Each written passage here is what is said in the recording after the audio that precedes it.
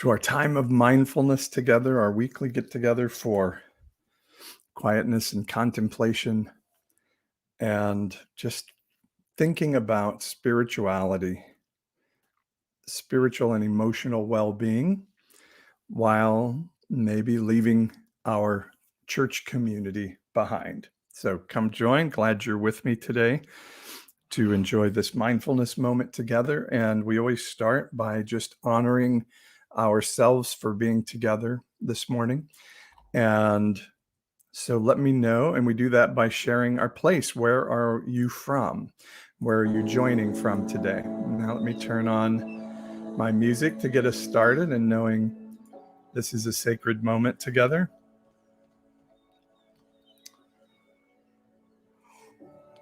With the echoes of hope and nature coming from that. And then I like to pull my prayer beads for the moment. And I light some incense just to give my physical body recognition that we're in a sacred moment.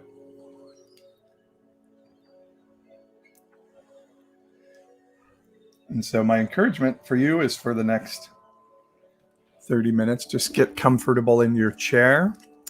Feel what your body is feeling, feel what your spirit is feeling, and let's just have a moment of emotional and spiritual well-being together. And we do that through connection and community. So let me know where you're joining from so I can be joined to you in spirit this morning where you're located. My name is Paul, and I live in Fresno, California. And I have been an evangelical Christian all my life and have realized over quite a journey here that religious system was actually restricting my access to God and heaven, and have now come to a place of recognizing my ability to connect to heaven as a human being and the desire that the divine has to connect to me. Good morning, Margie. So I'm glad you're here with me. Quirls is from Hawaii today. Is that your name, Quirls? Or Quellers? Kalers?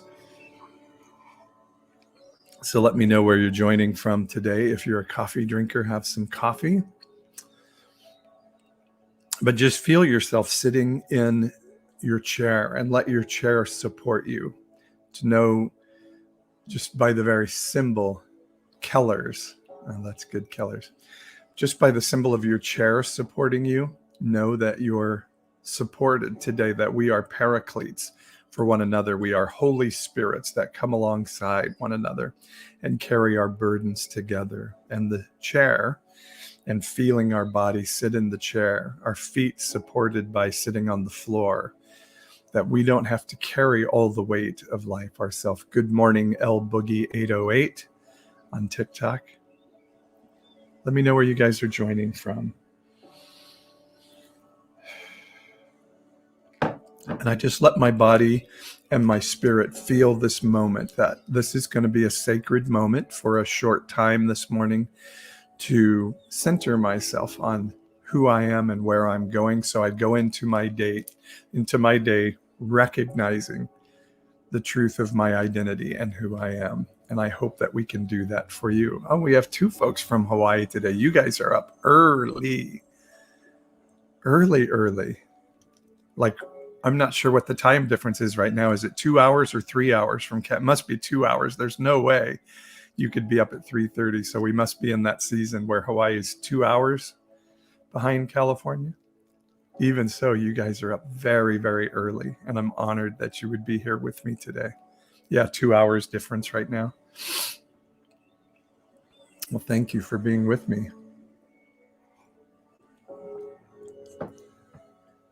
So we'll wait just a few more minutes. As you're arriving, let us know where you are for this mindfulness moment together. And generally what I do here is share a little something from the Protestant Christian text that is inspirational, not necessarily denominational.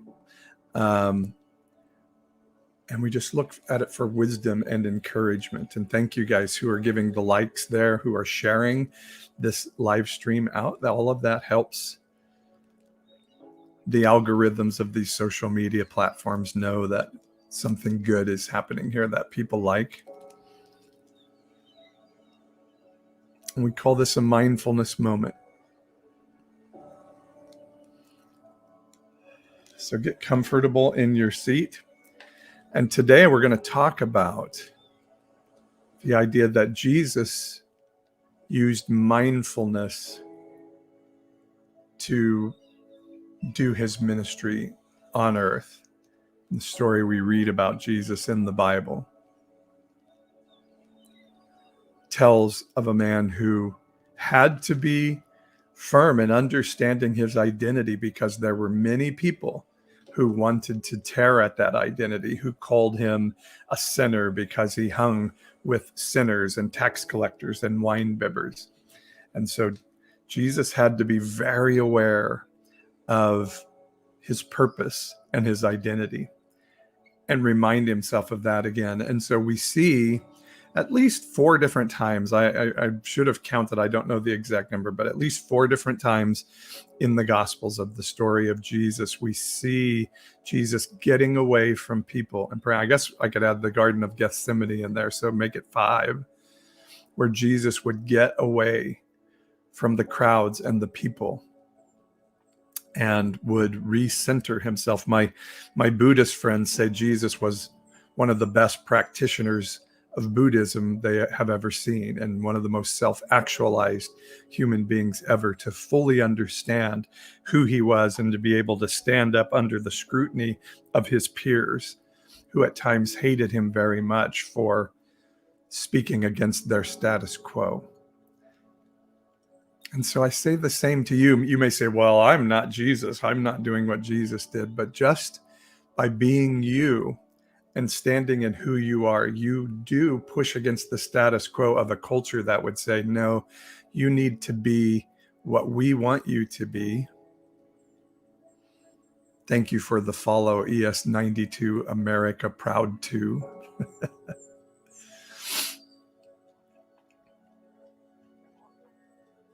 By saying, I'm going to be who I truly am, I'm going to walk in my true identity, you are pushing against the status quo of our culture. So again, if you just joined us, welcome to our mindfulness moment. I'm Pastor Paul. I'm in Fresno, California, and I would love to know where you're joining us from so we can join our spirits around the understanding of place and where we are. Because part of what we do in our mindfulness moment is connect to one another in spirit, and then we corporately connect our hearts to the divine of heaven. So let me know where you're joining from. I see Margie with me from Aurora, Illinois on YouTube. Make sure you breathe. Just become aware of the sounds and the smells around you. Hi, Chicago Neurodivergent Babe. I love that name. I'm neurodivergent too, with you. Diluted Apple Juice is shouting out from Dallas on TikTok. Autumn Jim. Oh, that's a beautiful name, from Oklahoma, is joining in on TikTok. Kathy's with us from the frozen cornfield in Illinois. Are you actually standing in the cornfield, Kathy, or is your house in the middle of a cornfield? I just love being with people from all over the country. It's just such a beautiful thing. So we honor the body of the people around us. So just continue to say, wow, I'm just really honored to be connected to the people on this live of the Pastor Paul community, because these are amazing human beings that we're connecting with today, worthy of honor. Berwyn, Illinois. Juanita says she's grateful to be a part of this community. Bible and Coffee Lady from New Jersey. All right. Can you guys hear the music? Is it too soft, too loud? I've just kind of got it on in the background.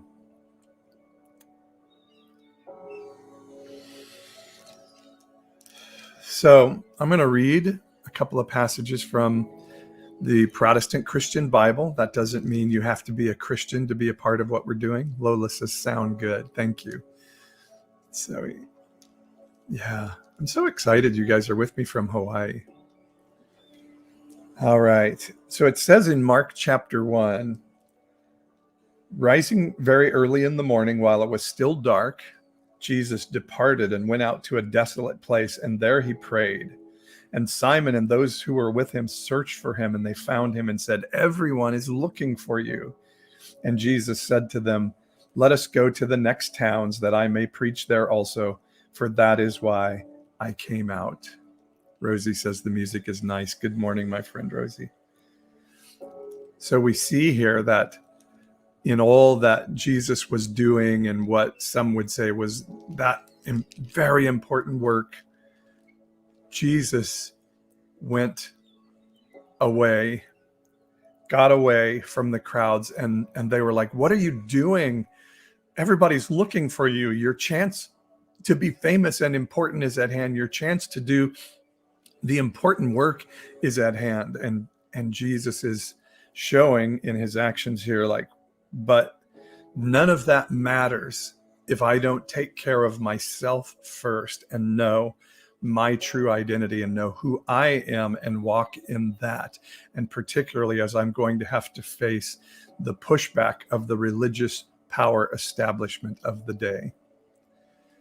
So, and Son of Ruby says he was all about doing his Father's work. So I think this passage is actually demonstrating that statement can be wrong and oppressive if we say, well, Jesus was all about doing his Father's work. No, actually, Jesus pulled away from his Father's work for a time for himself to replenish and recenter and reaffirm his identity. We have to recognize that prayer has been altered by Christian thinking and by that Protestant work ethic of America to say prayer is in fact work. You've got to go to God and worship and do all these things and do it right.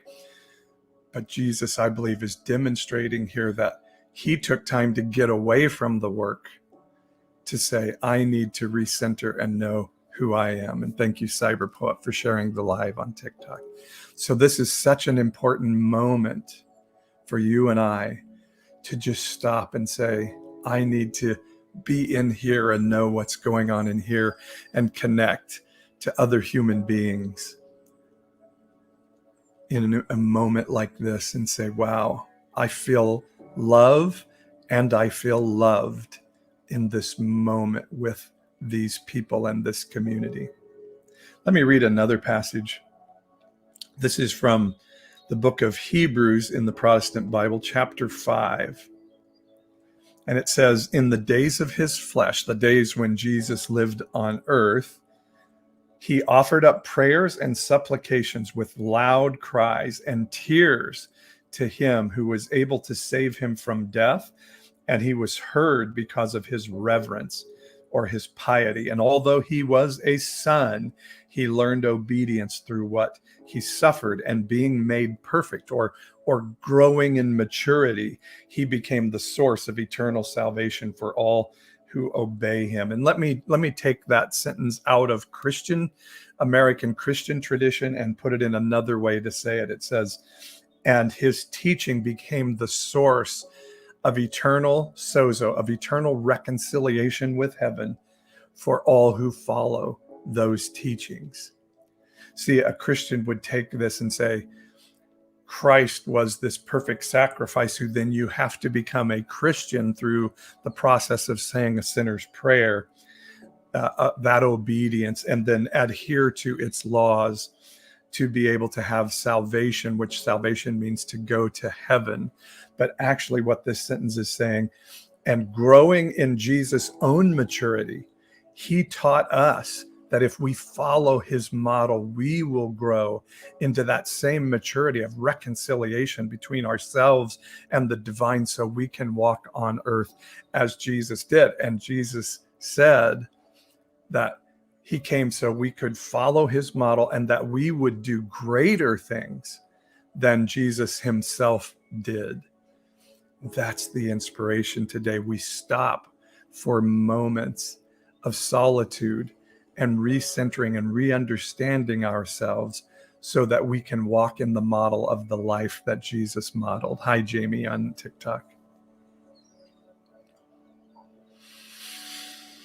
So this is a moment about you this morning, and that is not in violation of any covenant you have through your religious belief system with heaven. That is a corrupted belief system, a man-made religious belief that it's nothing about me and all about God.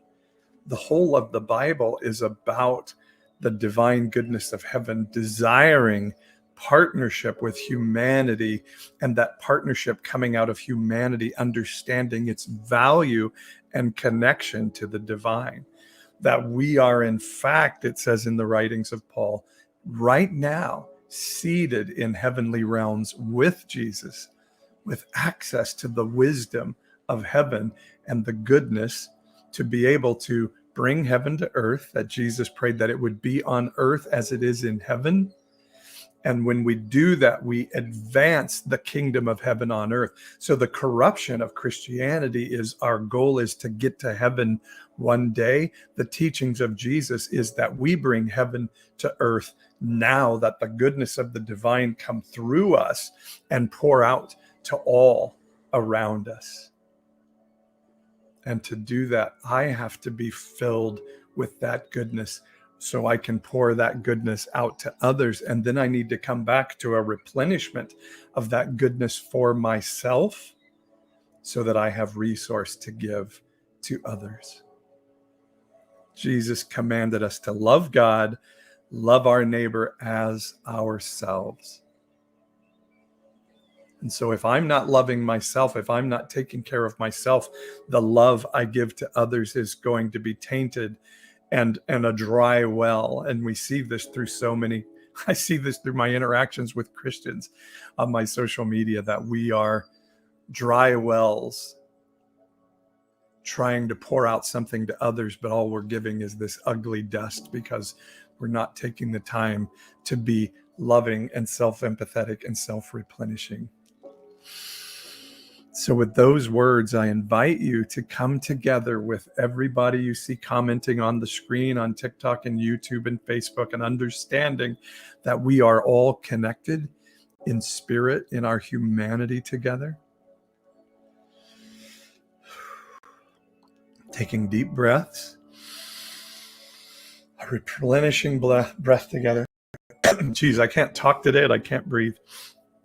So let's all take a breath together to relax into this moment.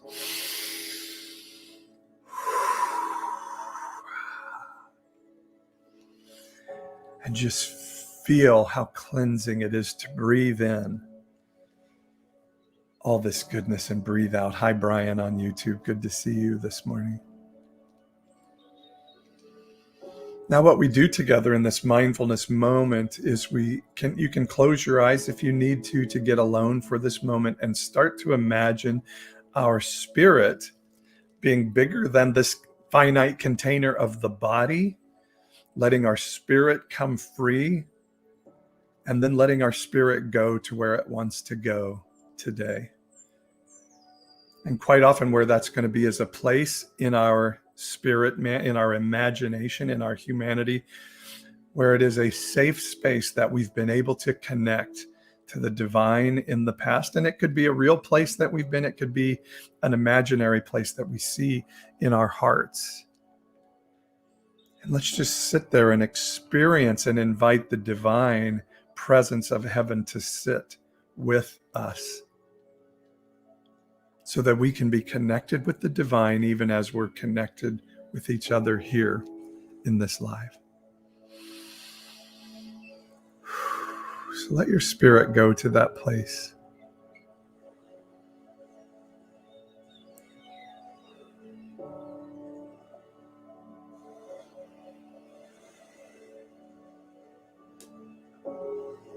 What do you hear? What do you see? What do you smell in that place? Experience that place in this moment.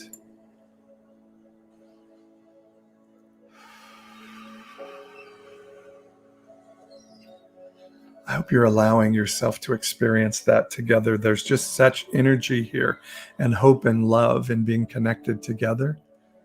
And it just creates such a space for us to experience the divine of heaven together. I love it so much. So now just hear the wisdom of heaven with you. Sense the wisdom of heaven fulfilling you. Maybe you have a question you want to ask today. Should I take this new job? Should I do this for my child? Do you love me, heaven? Am I good? And do I deserve good things to happen in my life? And just experience the answer of that from heaven. Let's take a moment, breathing in,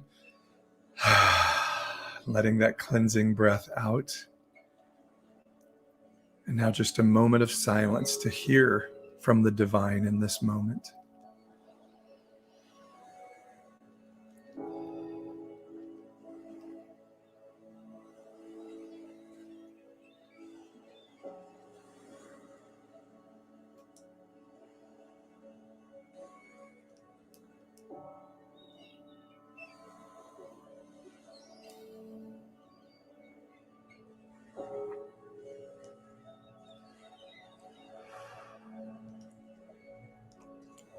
Yeah. If you're not hearing anything, it's totally okay. Just experience this moment together.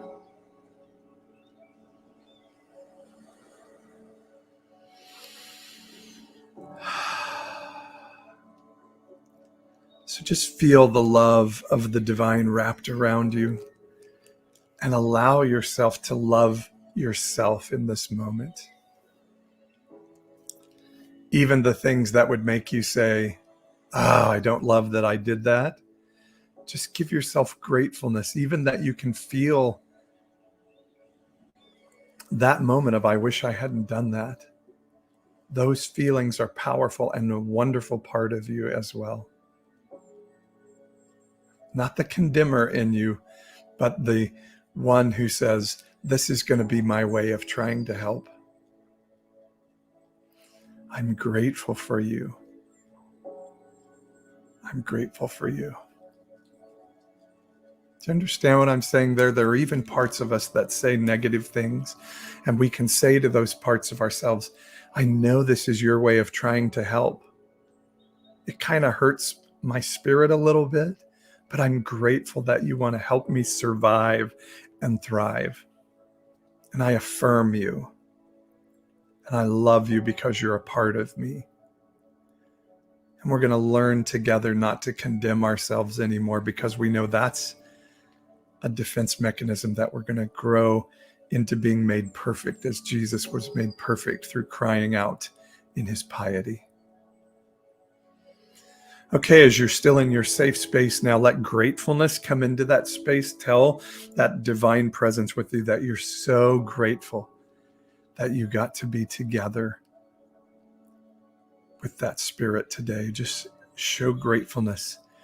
Our Buddhist friends would say, Namaste. Thank you, Spirit of Heaven, for being with me today. And allow yourself to come back to your body in this space of sitting in your chair or standing or kneeling, wherever you are. Come back to your body. Say, thank you, body, for being here with me. I love you, even in the parts that I wish looked a little different. I love you, body. And now bring gratefulness to everybody who's with you on this live event today on YouTube and TikTok. I'm so grateful for you for joining with me today, for bringing your energy and your love and your hope here. I am so grateful for you. Namaste. The Spirit of God in me recognizes the Spirit of God in you, and I am grateful for being connected to you. Blessings to all, says Kathy on YouTube. Blessings to all, says Autumn Jen on TikTok. Thank you. I always appreciate these mindfulness moments, says Random Christine. I am grateful to all. of you and love you. I'm willing to hang for a few moments here. If you guys want to hang around and chat for a bit, let me remind you that we have a free webinar coming up. I'll show it to you on YouTube and I'll tell you about it on TikTok. It's called Am I Still a Christian? It's our webinar coming up on February 24th and 26th, 2 different dates of the same event, so you can choose one. Namaste, Sharon. Namaste to you. Am I still a Christian? Margie says, this is just what I needed this morning. Thank you, Margie. So yeah, this is our free webinar coming up on the 24th and 26th.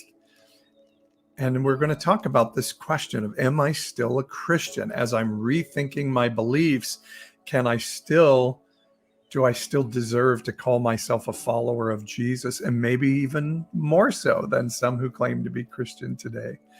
So I want you to join me for that webinar. It's the kickoff for our Deconstruction You discussion groups. So if you're on TikTok or Facebook, go to my bio and the link tree, and there will have the link for you to sign up for this free webinar. And if you're on YouTube, you can go to my website, pastor-paul.com, to register and join. Random Christine says, am I still a Christian? Is such a scary question sometimes. Yeah. And by the way, if you guys enjoy what I do and feel like it's helpful and want to help me continue to do it, I'm trying to figure out how to monetize all of this. And so you can become a part of the Pastor Paul support community. I don't take up tithes and offerings. I don't go to donors and ask for big donations to help me and be beholden. I just say, would you subscribe to my website page at pastor-paul.com? If you're watching on YouTube, you can just point your camera right at the screen, YouTube and Facebook. And it'll take you there, pastor-paul.com. And join as a subscriber, and it will help me continue to do this as my vocation, to reach out to people with this message that it is okay to rethink your faith in this season. In fact, I think it's very important that we're rethinking our faith in this season. And it is okay that God is not mad at you for doing so. So I just need your help and support. If you can, go to pastor-paul.com for a little as $5.99 a month. You can help continue to let us do what we do. And I'll show you one more thing, and then we'll get to our conversation together. This is what we do. You see this on YouTube, our spiritual life schedule, as we pursue emotional and spiritual well-being together. We do this mindfulness moment on Tuesday. Our post-evangelical podcast will come out on Thursday. My wife and I podcasting together, talking about 5 important things to know as you're rethinking your faith. And then on Sunday, we do our Sunday community together. Love you guys. So feel free, if you enjoy what I do, to join and support. And if you don't like what I do, then you're welcome to not join and support. Hi, True Blood. True Blood Tony Tone. Good to see you this morning. Thank you, Kathy, for the love on YouTube. So if you guys have any questions, go ahead. I will end the music here. And thank you for being with me on this mindfulness moment time today. You guys are awesome. I love being with you. Thanks, Tony. I appreciate the blessing for the good luck.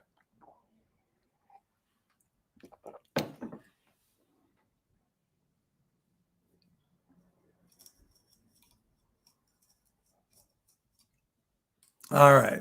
How's everybody today? Margie says, the thought came to me last night, is the American church crucifying Jesus again? I believe so, Margie. If you've read my book, Joseph Comes to Town, it's all about the fact that if Jesus were here in the flesh in America today, he would be just as harsh on the church today as he was in the first century. And I think they would want to kill him all over again, whether it be just destroying his reputation, crucifying him. And I think many of us who push back against the belief system of the evangelical Christian church are experiencing that same passionate hatred today.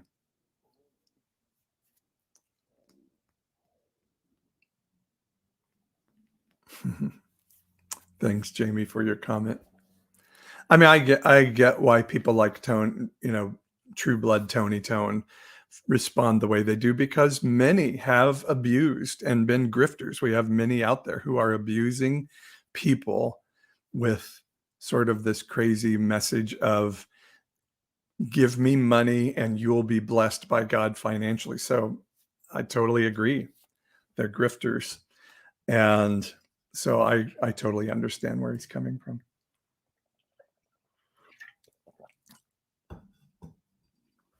And I think all of us in this space wrestle with that. Like, are we allowed to make money for doing what we do? And my major income comes from coaching people who are, who willingly pay a premium price to have access to coaching with me.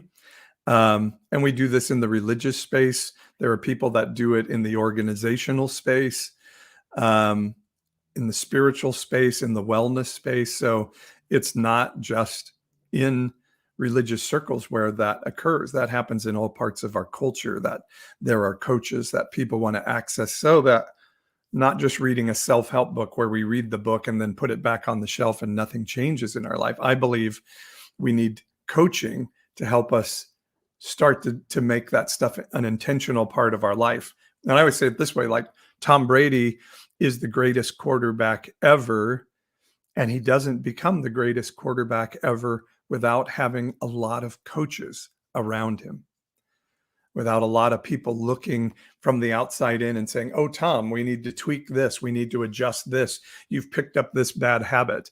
And that's what coaches do. And I believe that's an amazing service that I provide for people, and I deserve to get paid for it. So I totally understand where Tony Tone is coming from, because there are many grifters that I am horrified by who are ripping people off of their money by manipulating them through spirituality. But I also think there is a space for people who provide service for people to say, I think you should help financially give. And by the way, this is what Jesus did is as a rabbi, Jesus would go into a town and people would put up, him and his group of people, which was fairly substantial, would come around. And so they would take care of them with food and place to stay. And then they would give them money as they went on their way to help them. So I truly believe if I'm providing a service of support by doing the things I do, it is appropriate to say, wow, I really appreciate the help you're bringing, and I'm going to invest in you financially. So Rosie says, yes, that is a true statement. Some people cannot trust therapists, but they will seek services from those they trust. Thank you. Jamie, you were asking a question. I wanted to ask a question about love your neighbor as yourself. I have heard that the actual translation of neighbor is more like person who looks different than you. Any truth to that? That's the way I tell the story, Jamie, is Jesus said, love your neighbor as yourself. And then was later asked by somebody, who is my neighbor? Is asked by a religious leader. So, all right, love your neighbor as yourself. So define neighbor. And when Jesus heard that question, he told the parable of the Good Samaritan and told a story in which he made the hero of that story a person hated by the religious people hanging around him. Hi, Peggy. Good morning. And so without question, Jesus defined neighbor in love your neighbor as yourself as a person of another religion, race, nationality, belief system, skin color than those you might believe are worthy of God's love. That racism was sort of baked into the belief system of the day, and Jesus was speaking out against it. And if you don't believe racism is baked into the evangelical and right-wing Christianity of today, just go look at some of the comments on social media about the halftime show of the Super Bowl. We are a racist people. And go read some of the comments to the video clip I put of the pastor the other day saying slavery was a blessing, not a curse. And yes, I know he was trying to say something about white privilege, but the way he said it really revealed something of the heart. So love my neighbor as myself was the command. Religious guy says, well, who is my neighbor? Jesus tells the parable of the Good Samaritan and says, hey, you religious people, you think this is your neighbor, but I'm telling you this guy that you hate is your neighbor. And then Jesus went on to say that being a true follower of God means you love your enemies. Love your enemies. And he said, if you only love those who love you, if you only love those who are like you, how are you any better than the tax collectors? He said, if you are only loving of those in your belief system, you're no better than the worst sinner in culture. So yes, love your neighbor as yourself is really easy if it means I have to love my neighborhood, which means I just have to wave at them and smile as I pull into my garage with the garage door that goes down behind me and I never have to interact with them. Yeah, loving my neighbor is really easy. But the true evidence that I love God is to love the people that I don't think are worthy of God's love. And that was Jesus' definition of it all. Cyberpoet says, I feel neighbor is anyone not living with you. Sharon says it came off really bad. Yeah, that pastor's comment of slavery being a blessing. Whew. And a lot of people are trying to justify that on my page, and I get that he came back later and said, oh, that, what I was trying to say was blah, blah, blah, blah, blah. And I believe he was sincere in that apology, and I appreciate him for apologizing. But the truth is, the heart of Christianity, of American right-wing Christianity in relationship to race, I think was dramatically revealed in that moment. And the response of Christians on my page to that moment just really says something about where we are.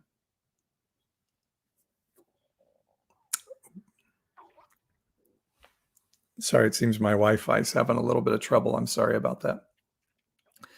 I have no qualms of saying white Eurocultural supremacy is baked into the American right-wing Christian belief system.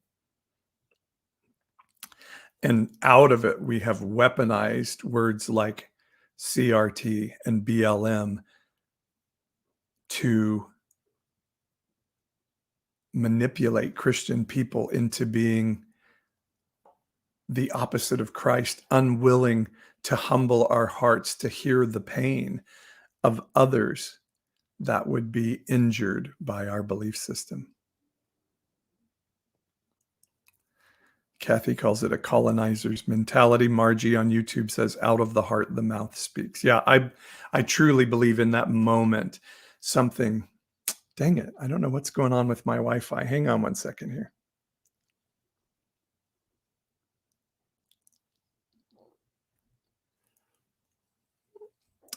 Yeah, I'm sorry about the freeze up, guys. TikTok's been acting weird with Wi-Fi recently. Yeah. I think the heart of Christianity towards the issues of systemic racism and race have been strongly revealed, just first by our support of Donald Trump, who is an amoral, terrible man. People say, well, Donald Trump's not a racist. I would say Donald Trump is a completely amoral human being with no morals whatsoever. He will be whatever he needs to be to get what he wants. Some of you guys are heading over to YouTube. And so he saw the opportunity to manipulate Christians through dog whistles and all. Thanks, Jamie. I don't know what's going on TikTok today. Maybe they just don't like what I'm saying. TikTok has always made it difficult for me. Anyway, I'm going to have to go in just a few more minutes. Anybody else have another question or thought today? I really enjoyed mindfulness today. Boy, it really felt refreshing. Really felt refreshing. I love it.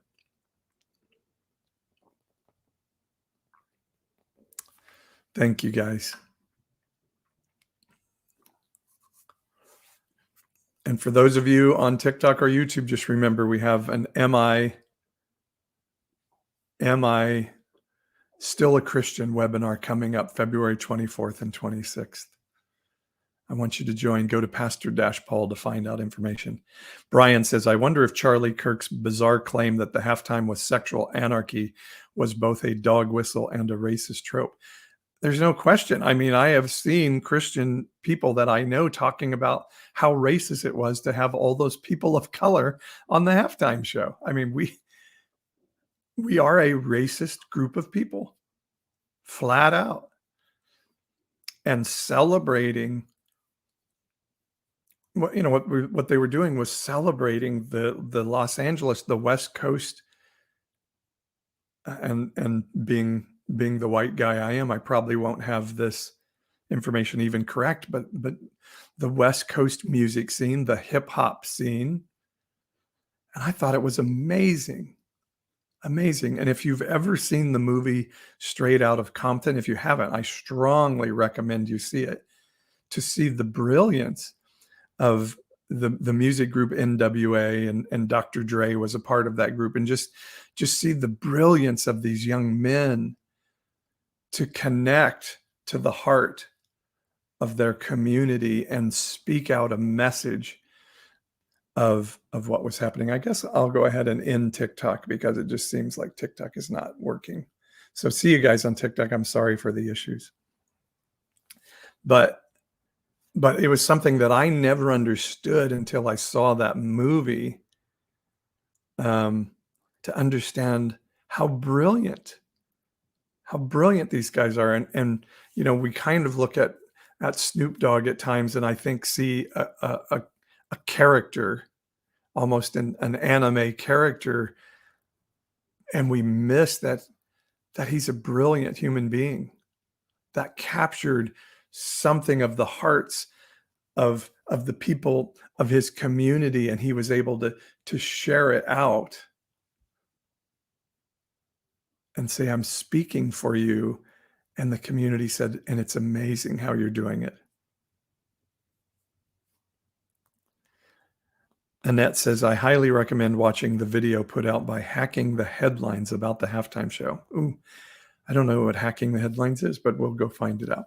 All right, guys, I better run. I got to get started with my day, but I'm just so glad and honored that you would be here with me always. My friends, Brian and Kathy and Annette and Margie and Jamie and Christine, you guys are so awesome. Thank you for being my friends. And as much as you can, share my content around to help more people hear it, help it grow. And let's get this message out that evangelicals are wrong. God is not mad at the world. In fact, that relationship looks very, very, very different than that. All right. Have a great day, everyone. We'll see you soon.